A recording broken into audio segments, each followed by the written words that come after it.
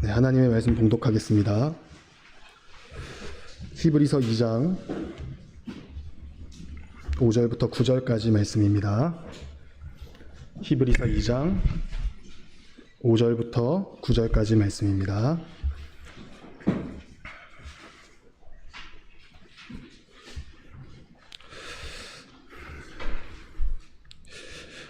하나님이 우리의 말한 바 장차 오는 세상을 천사들에게는 복종케 하심이 아니라 오직 누가 어디 증거하여 가로되 사람이 무엇이고 한데 주께서 저를 생각하시며 인자가 무엇이고 한데 주께서 저를 권고하시나이까.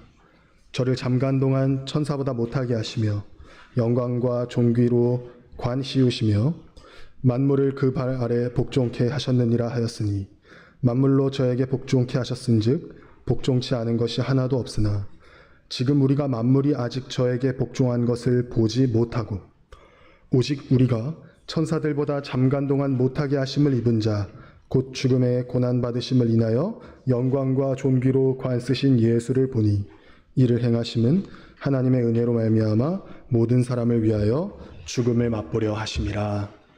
아멘.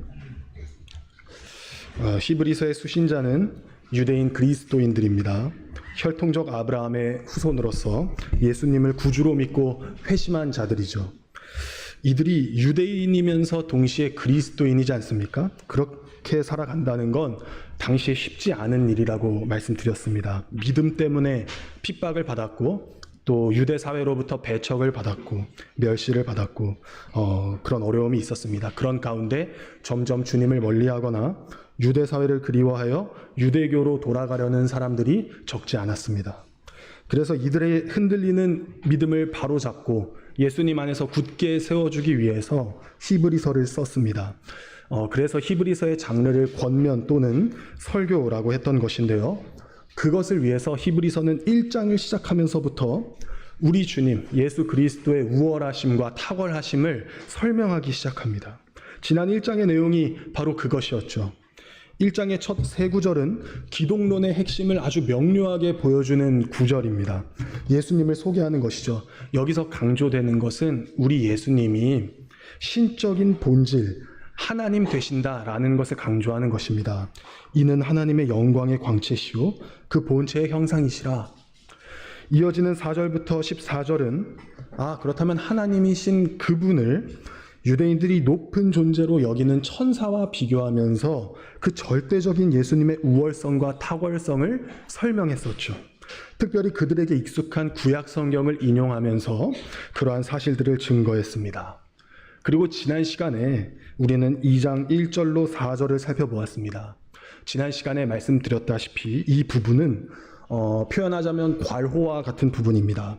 사도가 성령의 감화하심 가운데 그리스도를 천사들과 비교하는 논증을 잠시 멈추고 꼭 하고 싶은 경고의 메시지를 전달했던 것이죠. 무슨 경고였습니까? 천사들을 통해 주셨던 율법도 그 마땅한 보응을 받았음을 너희가 알지 않느냐? 그렇다면 복음을 경시하는 자들에게는 더욱 마땅한 보응이 임할 것이다 라는 경고였습니다. 그러니 너희가 들은 것, 그 복음의 내용을 더욱 유념해서 흘러 떠내려가지 않도록 해라 라고 했던 경고가 지난 2장 1절부터 4절이었습니다. 이제 다시 오늘 본문에서는 다시금 천사를 끌어와서 그 논증을 이어갑니다. 1장 14절에서 잠시 멈추었던 그 주제, 천사와의 비교를 통한 우리 예수님의 절대적인 우월하심을 증거하는 내용이 이어지는 것이죠. 5절 이렇게 시작합니다. 하나님이 우리의 말한 바 장차 오는 세상을 천사들에게는 복종케 하심이 아니라, 이렇게 되어 있습니다만 헬라어 성경에는 왜냐하면이라는 접속사로 시작합니다. 이 왜냐하면은 바로 앞구절인 2장 4절을 수식하는 게 아닙니다. 말씀드린 대로 2장의 첫 네 구절은 괄호와 같은 경고 메시지입니다. 따라서 5절의 왜냐하면이란 단어는 1장 13절과 14절을 수식하는데요. 1장 13절과 14절 내용 간단히 요약드리겠습니다. 하나님께서 예수 그리스도를 우편에 두시고 원수들을 발판이 되게 하셨고 천사들은 섬기는 영으로서 구원받는 자들을 섬기는 존재다라는 것이죠. 즉 천사가 하나님의 우편에서 원수들을 발판으로 삼고 또 그들을 심판하는 권세를 가진 것이 아니고 오히려 섬기는 영인데 하나님만 섬길 뿐만 아니라 구원받은 자들을 섬기도록 세워졌다라는 겁니다. 말하자면 심판하는 권세가 천사가 아니라 그리스도께 있다라는 것이죠. 그리고 5절에서 왜냐하면 이라고 시작하면서 하나님이 우리의 말한 바 장차 오는 세상을 천사들에게는 복종케 하심이 아니라 라면서 이유를 설명하고 있는 겁니다. 장차 오는 세상을 천사가 아니라 그리스도께 복종케 하신다고 말함으로써 그리스도의 권세와 다스림에 대한 이야기가 이어지는 것입니다. 논리가 자연스럽게 연결이 되죠. 5절에서 저자가 하고자 하는 말은 이것입니다. 장차 올 세상을 지배하고 다스리는 권한은 천사들에게 있는 것이 아니라 예수 그리스도께 있는 것이다. 5절의 논조를 보면 이 히브리서를 쓰고 있는 사도가 장차 올 세상의 통치권에 대해서 그것이 천사에게 있는 것이 아니라 그리스도께 있는 것이라고 너무 당연한 이야기인데 마치 오해를 잡아주는 것처럼 보입니다. 왜 그랬을까요? 그것은 첫째로 유대인들이 천사들을 높게 여겼기 때문입니다. 그들은 자신의 조상들 중에서 가장 위대했던 사람들, 아브라함, 모세, 여호수아, 다윗보다 천사들을 더 크게 여기고 있었습니다. 이에 대해서는 지난 5월 히브리서 강해 때 말씀드린 바가 있습니다. 또 둘째로 유대인들은 사람이 되어 죽었던 자가 어떻게 높다고 할 수 있는가라는 의문에 휩싸였습니다. 천사들은 죽지 않았으나 그리스도는 죽었습니다. 그런 자가 어떻게 천사보다 더 높겠냐는 것이죠. 이 히브리서의 독자들은 유대인 그리스도인들입니다. 그러니 이러한 유대적 사고방식과 편견에 자유로울 수 없었습니다. 더욱이 셋째로 유대인들이 가졌던 잘못된 메시아 사상, 잘못된 메시아 대망 사상도 그들에게 영향을 주었습니다. 5절에 장차 오는 세상이란 무엇이겠습니까? 메시아의 통치 아래 새롭게 된 땅을 의미합니다. 구약에서 약속된 모든 예언과 축복이 메시아에 의해서 이루어지는 때입니다. 지금 히브리서가 쓰여지고 있는 이 시점에서 이미 예수님은 어디 계십니까? 하나님 우편에 앉아 계십니다. 따라서 장차 오는 세상은 이들의 시점에서 이미 벌써 시작되었고 다른 말로 하면 하나님의 나라는 이미 이 땅에 임한 것입니다. 그러나 하나님의 나라가 이 땅에서 가시적으로 온전히 실현될 때는 아직 오지 않았죠. 그리스도의 재림 때에 나타나게 될 것입니다.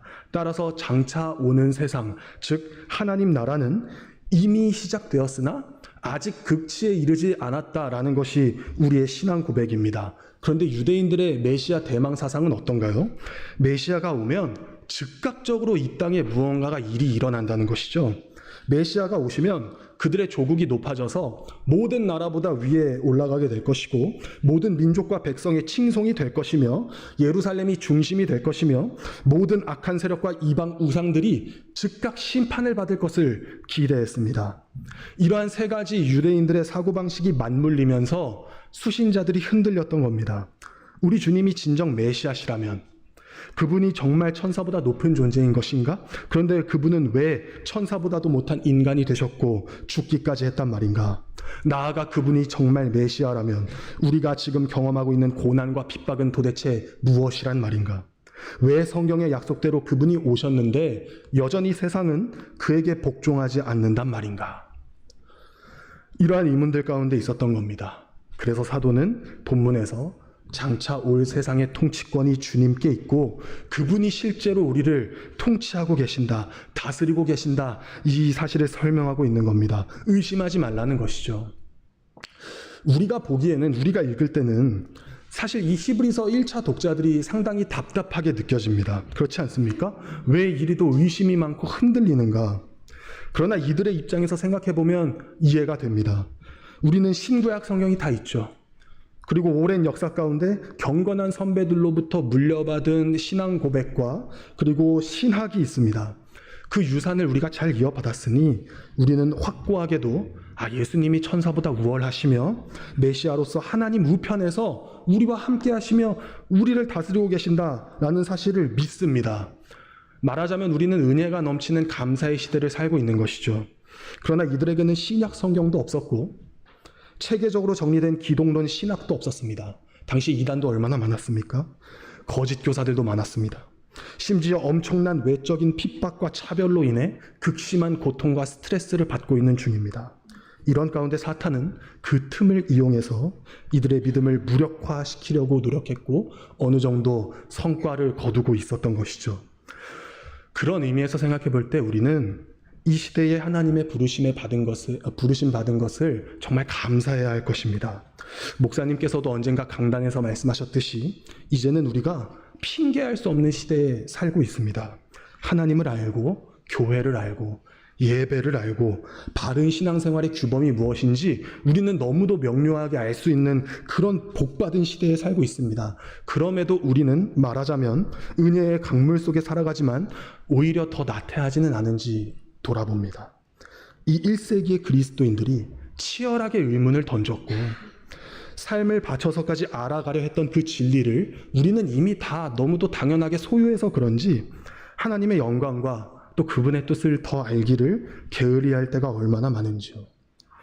부디 선물과 같은 시대에 살아가신 하나님께 늘 감사하시길 바랍니다. 그리고 이 시대를 허락하신 은혜의 산물을 더 부지런히 우리가 학습하면서 하나님의 영광을 알아가는 기쁨이 우리 솔리데오 글로리아 교회에 늘 가득하기를 소망합니다.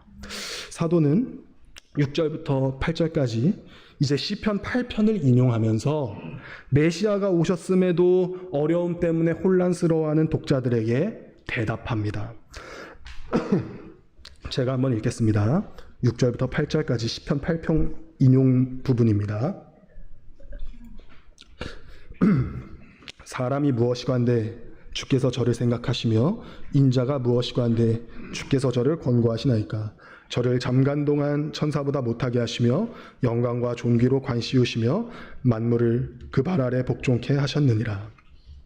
시편 8편을 통해서 우리 주 예수 그리스도가 참으로 메시아이시며 만물의 통치권자로서 이 땅을 다스리는 분이심을 증거하고 있습니다. 여러분, 시편 8편 다들 아시는 바와 같이 다윗이 쓴 시로서 하나님의 형상으로 지음받은 인간에게 주신 권세를 생각하면서 노래한 시편입니다. 시편 8편 한번 돌아가 보면 어떻게 시작합니까? 다윗이 하나님이 창조하신 아름다운 하늘과 그 하늘을 수놓은 아름다운 달과 별들을 보면서 감탄합니다. 그러다가 그에 비하면 한없이 초라하고 비참한 인간인데 이 사람이 무엇이관데 이 사람이 무엇이라고 이토록 비참한 인간임에도 선하신 하나님이 인간에게 이 자연 만물에 대한 통치권을 주심에 대해서 놀라워하며 찬송합니다. 이것이 대략적인 시편 8편의 내용이죠. 시편 8편 4절부터 6절을 읽어드리겠습니다. 사람이 무엇이관데 주께서 저를 생각하시며 인자가 무엇이관데 주께서 저를 권고하시나이까. 저를 천사보다 조금 못하게 하시고 영화와 존귀로 관을 씌우셨나이다. 주의 손으로 만든 것을 다스리게 하시고 만물을 그 발 아래에 두셨으니. 그러나 여러분, 이 시편과 같이 인간들이, 사람들이 영화와 존귀로 관을 쓰고 만물을 그 발 아래 두며 다스리고 있나요? 그렇지 않습니다. 타락 이래로 이러한 모습은 없습니다. 본래 하나님의 형상으로 지음 받았을 때의 아담에게는 이 시편의 찬송이 적용될지 모르겠지만 타락 이래로 하나님의 형상은 어그러졌고 자연은 인간을 거스르며 뉴스는 전 세계의 끔찍한 재난과 기근과 사고들을 보여줍니다. 그렇게 이 시편은 지금 당장 모든 사람에게 적용되는 내용이라고 보기에는 적절하지 않습니다. 사람은 영화와 존귀로 관을 쓰고 있기보다는 부끄러움과 절망의 관을 쓰고 있으며 만물을 그 발 아래에 두기보다는 만물과 끊임없이 다투고 충돌하는 가운데 있기 때문입니다. 따라서 이 시편에 등장하는 사람은 성령께서 다윗의 입술을 통해 영감하셔서 훗날 둘째 아담으로 오실 메시아를 가리킵니다. 또한 더 나아가서 그 메시아로 인하여 하나님의 형상이 회복된 모든 거룩한 성도들을 의미하는 것이죠. 그렇게 히브리서 오늘 본문에서 20편 8편을 누구에게 적용하는가? 메시아이신 그리스도께 적용합니다. 사람이 무엇이관대 주께서 저를 생각하시며 인자가 무엇이관대 주께서 저를 권고하시나이까? 이는 그리스도께서 성육신하여 완전한 사람으로 오셨다는 것을 뜻합니다. 이어서 저를 잠깐 동안 천사보다 못하게 하시며 라는 말씀은 성육신을 포함한 그분의 모든 비하를 뜻합니다. 예수님은 영원한 하느님의 아들로서 그 위엄과 영광을 영원히 가지셨습니다. 그럼에도 예수님은 구속 사역을 위해 잠시 동안 죽을 수밖에 없는 육체를 취하심으로써 인간이 되어 천사 아래 자신을 낮추셨습니다. 이 비하의 최저점은 십자가로서 거기에서 우리 주님은 율법에 적힌 대로 나무에 달려 저주의 죽음을 죽으셨습니다. 하나님의 진노를 남김없이 당하신 것이죠. 그러나 이어지는 구절은 그분의 승귀를 말씀합니다. 영광과 존귀로 관시우시고 만물을 그 발 아래 복종케 하셨느니라. 그분이 인간의 모습으로 오시고 십자가에 죽으시는 모습은 유대인들의 편견과 같이 낮고 보잘것없는 그런 모습이었습니다. 그러나 이 시편에 예언된 대로 그분의 사역은 그분의 영광과 존귀를 가리우는 것이 아니라 오히려 드높이는 일이었습니다. 그분은 부활하셨습니다. 모든 문제의 근본인 죄와 사망을 이기셨고 영생을 주셨고 하나님 우편에 앉으사 만물의 통치권을 얻으셨습니다. 사도는 바로 이 시편을 통해서 독자들에게 그분의 죽으심이 그분의 실패와 좌절이 아니고 오히려 영광과 존귀이며 메시아로서 만물의 통치권을 얻으신 예언된 과정이었음을 가르쳐주고 있는 것입니다. 계속해서 8절을 보시면 만물로 저에게 복종케 하셨은즉 이라고 사도는 말씀합니다. 시제가 어떻게 됩니까? 과거형이죠. 이거 미래에 벌어질 일이 아니라는 겁니다. 과거 특정한 시점에 이미 만물에 대한 통치권을 예수님이 이미 얻으셨다는 겁니다. 그리고 이렇게도 덧붙이죠. 복종하지 않는 것이 하나도 없으나 이것을 원문으로 보면 그에게 예속되지 않은 것이 아무것도 없게 하셨다라는 뜻입니다. 하나님께서 이미 그리스도께 모든 만물의 통치권을 주셨음이 분명하다는 사실을 이중부정의 형태로 강조하는 것이죠. 모든 만물이 말하자면 그에게 복종한다는 뜻입니다. 그러면서도 사도는 이어서 이렇게 말합니다. 지금 우리가 만물이 아직 저에게 복종한 것을 보지 못하고, 그렇습니다. 현재 핍박 속에 살아가는 이 편지의 수신자들이 혼란스러워하는 대로 만물이 그리스도께 복종하는 것을 아직은 보지 못한다는 겁니다. 아직 보지 못한다는 것은 언젠가는 보게 될 것이라는 말씀이죠. 훗날 어느 때에 그것을 보게 될 것이라는 것을 암시합니다. 그때는 하늘에 계신 그리스도께서 재림하시는 그날 온 우주 만물이 그분께 엎드리는 것을 보게 될 것입니다. 그렇게 사실은 그리스도께서 하늘 우편에 앉아 계셔서 권세를 가지고 온 세계를 다스리고 통치하고 계시는데 그게 실상입니다. 그게 실제입니다. 그러나 지금 당장 우리가 가시적으로 바라보는 이 땅에서는 하나님 나라의 극치를 아직은 보지 못한다는 겁니다. 우리는 이미 하나님 나라의 백성이지만 아직 하나님 나라가 온전히 이 땅에 실현되지 않은 그런 이미와 아직 사이에 긴장 상태에 있다는 것을 너희들이 깨달으라는 겁니다. 이 긴장 상태에 있기 때문에 베드로도 어떻게 신자들에게 권면합니까? 근신하라, 깨어라. 너희 대적 마귀가 우는 사자같이 두루다니며 삼킬 자를 찾나니. 하나님 나라가 시작됐는데 마귀가 어떻게 이렇게 활발하게 활동하겠습니까? 아직은 그 하나님 나라가 극치에 이르지 않았기 때문입니다. 악한 영의 세력은 그리스도의 죽음과 부활 이후로 팔다리가 잘린 것처럼 이전과 같은 강한 영향력을 끼치지는 못합니다. 그렇지만 여전히 이 긴장 상태 속에서 신자들을 괴롭히고 흔들고 있다는 거죠. 또 시편 2편도 이렇게 말하지 않습니까? 어찌하여 이방 나라들이 분노하며 민족들이 헛된 일을 꾸미는가? 세상의 군왕들이 나서며 관원들이 서로 꾀하여 여호와와 그의 기름 부음 받은 자를 대적하며 우리가 그들의 맨 것을 끊고 그의 결박을 벗어버리자 하는도다. 기름 부음 받으신 자이신 예수께서 세상의 왕이시고 그의 발에 입맞추어 항복하는 길이 유일한 살 길임에도 불구하고 나라와 민족들이 여전히 그에게 대항하고 반역한다는 말씀입니다. 이처럼 성경은 전체에 걸쳐서 바로 이러한 긴장 상태, 하나님 나라는 이미 우리에게 임했는데 그러나 아직 완전히 임하진 않았다. 이미와 아직 사이에 신자들이 겪어야 할 당황스러운 상황이 있다라고 증언합니다. 주님 이미 오셨고 하나님 나라 이미 임했습니다. 그러나 여전히 대적자들이 믿는 자를 공격합니다. 그뿐입니까? 그리스도께서 만물을 복종케 하실 권한이 있고 따라서 그와 연합한 성도들에게도 만물이 복종하는 것이 마땅하나 여전히 자연 만물은 손쉽게 우리에게 먹을거리와 입을거리를 제공해 주지 않습니다. 또한 가장 작은 미생물들도 마땅히 그리스도께 복종해야 하거늘 여전히 우리가 사는 세계에서는 바이러스, 세균, 곰팡이와 같은 것들은 여전히 그분께 복종하는 것이 아니라 여전히 성도들을 괴롭히고 심지어 목숨을 위협하는 그런 상황 가운데 놓여 있습니다. 그러면 우리에게 전혀 위로가 없는 것일까요?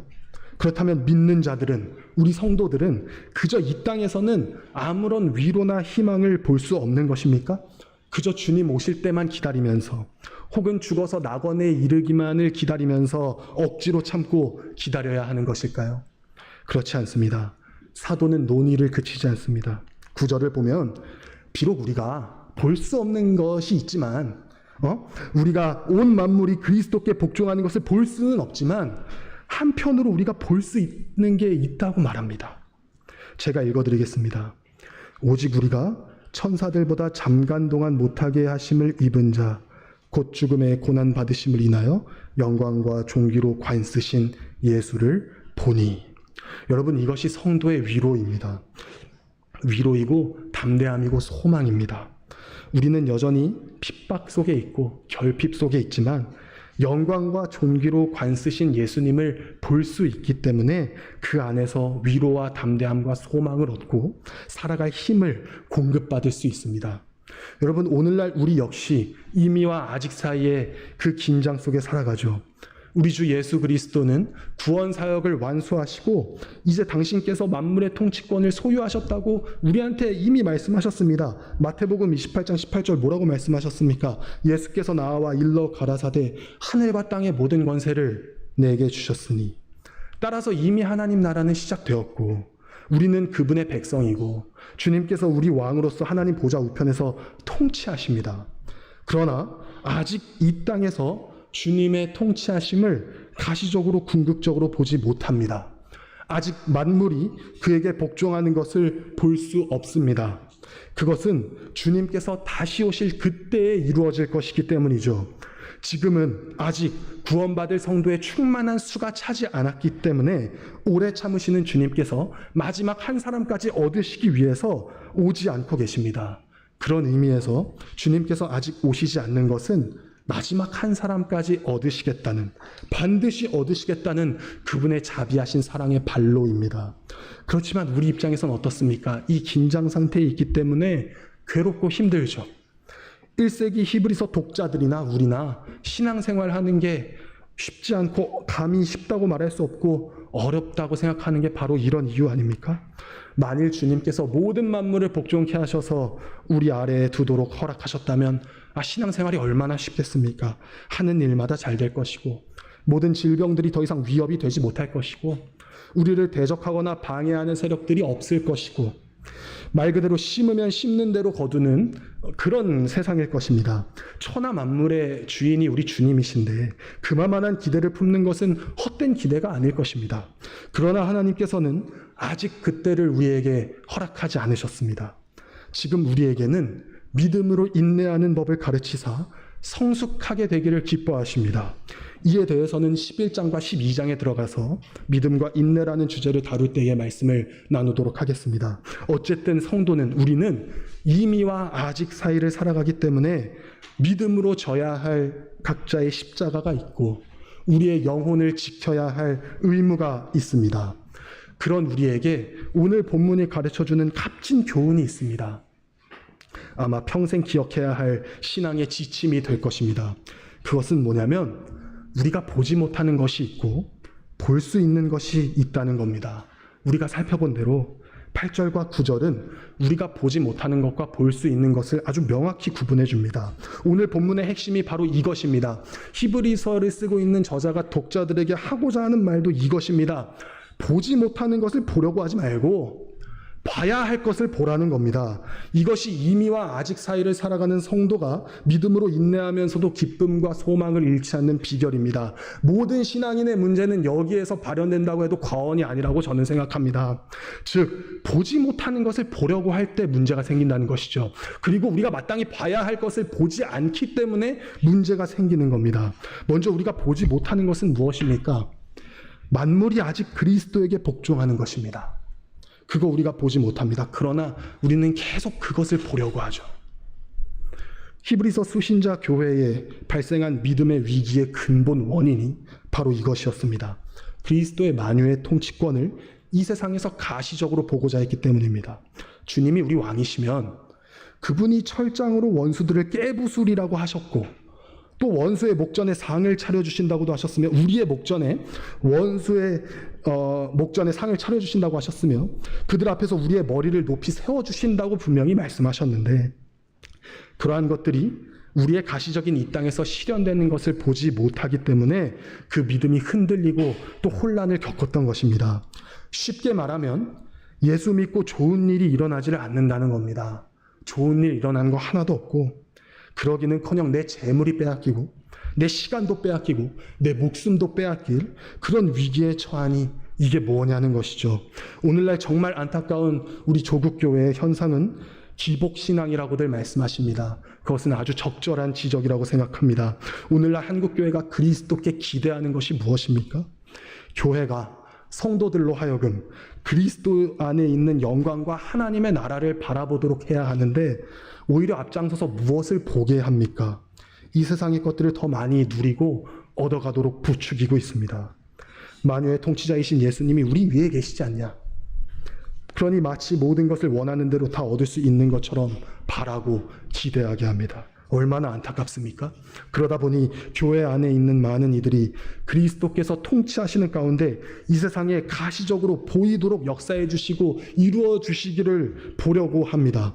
예수께서 우리 자녀들을 서울대, 연세대, 고려대 들어가게 하시는 것을 보고 싶어 합니다.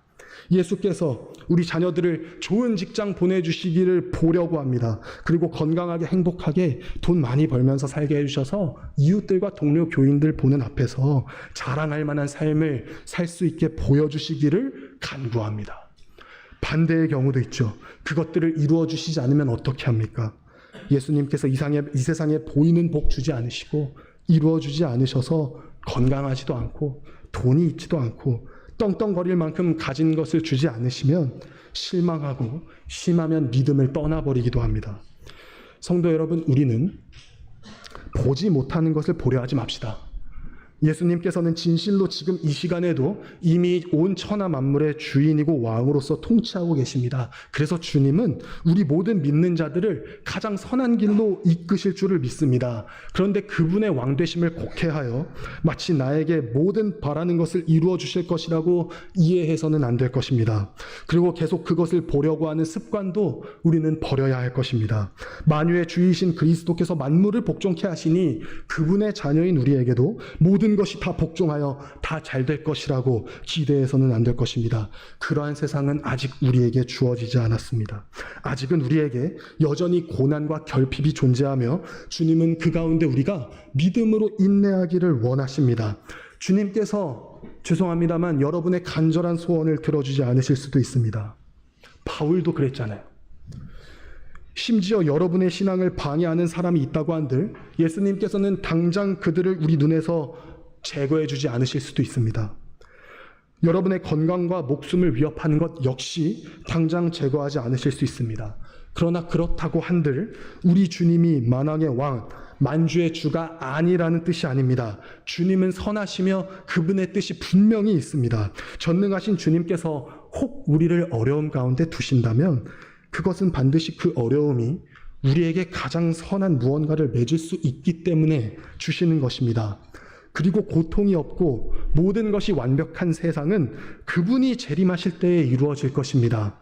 그래서 주님은 우리가 그때를 바라보며 이 땅에서는 나그네와 같은 자세로 살기를 기뻐하십니다. 아브라함처럼 말이죠.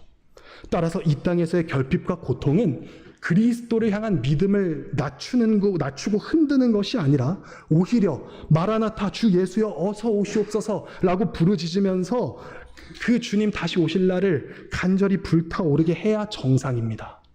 이 땅에서 어려울수록 본향을 더욱 사모하고 기대해야 정상입니다. 주님은 우리가 그렇게 이 땅에서 살아가기를 원하십니다. 그러니 기억하십시오. 지금은 만물이 주님께 복종하는 것을 볼 수 없습니다.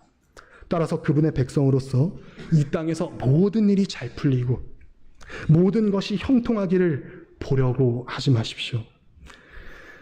물론 하나님께서는 우리가 잘 되기를 바라시고 그렇게 인도하십니다. 그러나 이 땅에선 여전히 문제가 있고 어려움이 있을 것입니다. 고통과 아픔이 없는 궁극적인 안식과 기쁨이 있는 세상은 아직 우리에게 오지 않았습니다. 그날은 주님 다시 오실 때에 우리에게 나타날 것입니다. 그러면 반대로 우리가 봐야 할 것은 무엇입니까? 그것은 죽음의 고난받으심을 인하여 영광과 존귀로 관쓰신 예수를 봐야 합니다. 여러분, 예수님을 본다는 의미가 무엇인가요? 그분을 믿음으로 본다는 것이죠. 믿음이 없이는 예수님을 결코 볼 수 없습니다. 세상 사람들도 예수님에 대한 정보를 알고 있습니다. 예수님이 누구시고 역사적으로 실존하셨다, 그런 정보들 세상 사람들도 다 알고 있습니다.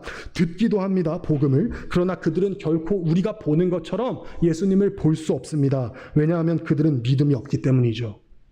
본문은 그냥 예수님을 보라고 하지 않습니다. 뭐라고 하는가?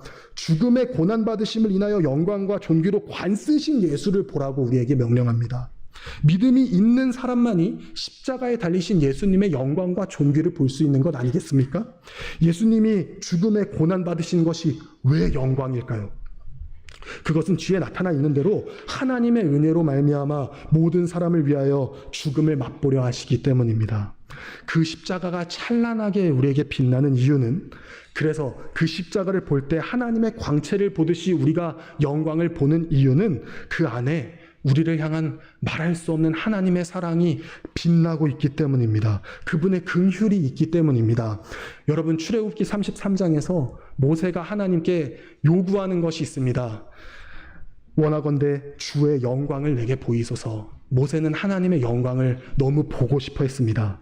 그래서 하나님은 당신의 영광을 보고 싶어 하는 모세에게 친히 그 영광을 스쳐 지나가듯이 보여주셨습니다. 다 보여주시면 모세가 혹 죽을 수도 있기 때문에 스쳐 지나가듯이 보여주셨습니다. 34장에서, 출애굽기 34장에서 하나님이 모세에게 그 영광을 나타내 보여주실 때 그 영광은 이렇게 나타났습니다. 여호와께서 그의 앞으로 지나시며 선포하시되 여호와라 여호와라 자비롭고 은혜롭고 노하기를 더디하고 인자와 진실이 많은 하나님이라. 하나님이 모세에게 보여주신 영광의 내용이 무엇입니까? 하나님의 자비와 은혜, 인자와 진실, 한마디로 사랑입니다. 우리는 그 영광을 어디에서 가장 아름답고 극적으로 봅니까? 독생자를 죽이신 십자가에서 발견합니다. 그래서 십자가는 영광입니다. 거기에서 하나님의 사랑과 자비와 은혜와 긍휼이 가장 두드러지게 나타났기 때문이죠. 그렇게 그분의 영광을 보는 것이란 십자가에서 우리를 대신하여 죽으신 그 말로 다할 수 없는 사랑을 우리가 믿음으로 보며 확인하는 것입니다. 또한 우리는 예수님이 죽음의 고난 받으신 것에서 존귀를 볼 수 있다고 하죠. 존귀란 헬라어로 가치를 뜻하는 단어입니다. 가장 귀하다는 것이죠. 왜 그렇습니까? 십자가가 우리에게 가장 귀한 가치를 주기 때문입니다. 하나님과 우리 사이를 갈라놓는 죄를 사하여 주며 그리하여 영생에 이르게 하며 하나님과 화평하게 하는 그것보다 더 가치 있는 게 있으면 저에게 제발 가르쳐 주십시오. 없습니다. 따라서 우리는 예수님을 볼 때 이러한 가치, 이러한 존귀를 본다는 것입니다. 그래서 바울이 고린도전서 1장 18절에서 이렇게 말하는 겁니다. 십자가의 도가 멸망하는 자들에게는 미련한 것이지만 구원을 받는 우리에게는 능력이 됨이라. 불신자들에게 우리는 예수 그리스도를 믿어, 그리고 그분이 우리를 위해 죽으신 십자가를 믿어라고 말하면 얼마나 비웃겠습니까? 그러나 우리는 그것을 믿습니다. 그리고 그것을 바라봅니다. 그리고 그것은 우리에게 능력이 됩니다. 영생의 능력뿐만 아니라 믿음의 능력이 됩니다. 영원한 생명을 사랑하고 또 날마다 믿음 안에 굳건히 서게 해주는 능력이 됩니다. 그래서 우리는 영광과 존귀로 관쓰신 예수님을 날마다 봐야 합니다. 그런데 보지 않으니까 문제가 되는 겁니다. 오늘 우리가 주일 강설 때 보았던 롯이 바로 이 문제 아니었습니까? 롯이 조금만 눈을 들었다면 자신을, 비천하고 벌레 같은 자신을 이렇게 구원해 주신 하나님의 긍휼과 아름다운 사랑과 그 영광의 광채를 조금만 눈을 들면 볼 수 있었습니다. 그리고 그 존귀를 알아봤겠죠. 이렇게 벌레 같은 나에게, 이렇게 가치 없는 나에게 하나님은 왜 찾아오시고 이렇게까지 나를 끄집어 구원하셨겠는가. 롯은 기회가 있었습니다. 그 하나님의 아름다우신 영광과 존귀로 관쓰신 그것을 볼 수 있었단 말이죠. 근데 보지 않으니까 문제가 되었던 것입니다. 반대의 경우에 이야기를 드리겠습니다. 초대교회 신자들이 박해를 피해서 땅을 파고 살았습니다. 그것을 뭐라고 하시는지 다들 아시죠? 카타콤이라고 부릅니다. 카타콤은 지금까지도 보존이 잘 되어 있습니다. 그래서 몇몇 카타콤은 관광객들에게 공개가 되어 있다고 하더라고요. 그런데 공개되지 않은 카타콤이 있습니다. 로마에 있는 비아 라티나 카타콤인데요. 이게 왜 공개가 되질 않냐면 예술적이고 문화적인 가치가 있는 프레스코 벽화가 그려져 있기 때문이라고 합니다. 그것은 누가 그렸느냐? 당시에 그곳에 숨어 살았던 초대교회 신자들이 그린 프레스코 벽화입니다. 그 카타콤에 왜 못 들어가게 하냐면 사람들이 거기에 들어가서 숨을 쉬면 이산화탄소를 내뿜잖아요. 그러면 그 이산화탄소가 그 벽화를 훼손한다고 그렇게 이야기를 하더라고요. 그래서 그 카타콤은 공개가 되질 않습니다. 이 말씀을 드리는 이유는 극심한 박해 속에서도 영광과 존귀로 관을 쓰신 예수를 본 사람들의 신앙이 어떠했는지 들려드리기 위해서입니다. 어쨌든 그 프레스코 벽화에 어떤 그림이 그려져 있었냐면 예수님이 나사로야 나오라 라고 하시는 그 장면, 즉 죽은 자를 부르시고 살리시는 장면이 거기에 그려져 있습니다. 그리고 그 카타콤 안에서 성도가 실제로 죽으면 그 그림에 무덤으로 그려진 부분에, 그러니까 나사로가 묻혀있는 무덤으로 그려진 부분에 실제로 시체를 안치할 수 있는 공간을 만들었다고 합니다. 그곳에다가 실제 시체를 넣었다고 합니다. 그리고 그 그림은 발견되었을 때 어떻게 발견되었느냐? 어두운 그림체로 발견된 게 아니고 아주 밝은 그림체로 발견되었다고 합니다. 여러분, 이들은 최후의 날에 나오라 하실 예수님을 생각했습니다. 바라보았습니다. 그 끔찍한 박해의 시기를 지하에서 하루하루 버티면서도 이들의 믿음이 흔들리지 않고 지켜질 수 있었던 것은 영광과 존귀로 관을 쓰시어 부활의 소망을 주시는 예수님을 바라보았기 때문입니다. 밝은 태양을 바라보면서 사는 해바라기는 해를 닮았습니다. 그처럼 이들은 그리스도의 영광을 바라보면서 살았기 때문에 지하 속에 살아가면서도 그리스도같이 밝은 얼굴로 살았던 것이죠. 성도 여러분, 무엇을 보시겠습니까? 이미와 아직 사이를 살아가는 성도들에게 믿음의 성패는 보는 것에 달려 있습니다. 히브리서 전체 주제도 보는 것에 달려 있습니다. 믿음으로 보는 것이라고 아주 강조합니다. 히브리서 11장 1절, 믿음은 바라는 것들의 실상이요 보이지 않는 것들의 증거니 라고도 하며, 히브리서 12장 2절에서는 믿음의 주요 또 온전하게 하시는 이인 예수를 바라보자 라고도 합니다. 우리가 보아야 할 것은 십자가에 달리사 죽음으로 인하여 영광과 존귀로 관쓰신 주님입니다. 복음 안에서 찬란히 빛나는 그분의 얼굴을 보십시오. 우리를 향한 사랑을 보십시오. 그리고 세상 그 어떤 것으로도 줄 수 없는 가치를 보십시오. 우리를 영원히 살게 하고 하나님과 화목하게 하신 그 은혜를 날마다 바라보십시오. 이처럼 그리스도의 영광과 존귀를 보는 것이 우리 솔리데오 글로리아 교회에도 항상 있기 때문에 여러분들의 얼굴을 보면 그리스도와 같이 빛나는 것을 저는 여러 번 볼 때가 있습니다. 그러나 그 빛을 계속 보지 않으면 잃게 되겠죠. 날마다 그리스도를 봅시다. 그리하여 그분을 더욱 닮아가는 우리 교회가 될 수 있기를 간절히 축복합니다. 기도하겠습니다. 존귀하신 하나님 아버지 감사드립니다. 하나님 아버지, 1세기에 이 하나님의 말씀을 처음 받아 들었던 히브리서의 독자들과 우리의 상황이 조금도 다르지 않고 참 똑같다는 생각을 갖게 하심에 하나님 감사합니다. 그 생각을 갖게 하셨기 때문에 이 말씀의 은혜들이 우리에게도 깊이 와닿게 지금도 인도하고 계십니다. 하나님 아버지, 오늘 우리에게 주신 이 말씀을 통해서 우리에게 아직 보지 못하는 것이 있고 또 우리가 볼 수 있는 것이 있음을 깨우쳐 주심을 감사드립니다. 주님께서 가르쳐 주신 대로 우리가 아직 보지 못하는 것을 억지로 보려 하지 않게 하여 주시옵소서. 또한 반대로 우리가 볼 수 있는 것, 죽음의 고난 받으심으로 영광과 존귀로 관쓰신 예수님, 우리의 삶에 가장 가치 있고 가장 아름다운 빛으로 영광을 내뿜으시는 그 주님을 날마다 믿음으로 볼 수 있도록 인도해 주시옵소서. 그것을 보지 않기 때문에 믿음이 흔들리고 롯과 같이 연약한 모습으로 나아가는 것을 우리가 그러한 사례를 너무나도 많이 봅니다. 그러나 그러한 절차를 따르지 않게 하시고 우리는 오직 주님을 바라봄으로써 주님을 닮아가는 그런 거룩한 성도들이 되어질 수 있도록 하나님, 우리 솔리데오 글로리아 교회를 항상 인도하여 주시옵소서. 예수님의 이름으로 기도드립니다. 아멘.